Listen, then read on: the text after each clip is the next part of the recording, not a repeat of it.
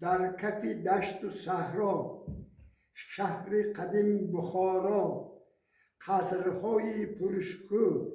از گنج و سنگ خارا، نقش در و دیوارت زیبا است و دلربا، شهروتی پوری آبد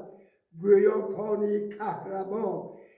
مناره کلامت از ابر گردون بالا، تاریخی خاصه دارد شیربدن و دلکشا، ستاره ماهی خاصه گشته جهان آرا، لبی حوضی بی نظیر فقط خاصی بخارا، شکر بی حد نموده دارم پاسی بخارا، هر گوشه ایثارت زیبا ز ملک دارا، گرچه سینه ناروشن زیستی هزار ساله ها، برای مردمی ما وطن هستی بخارا.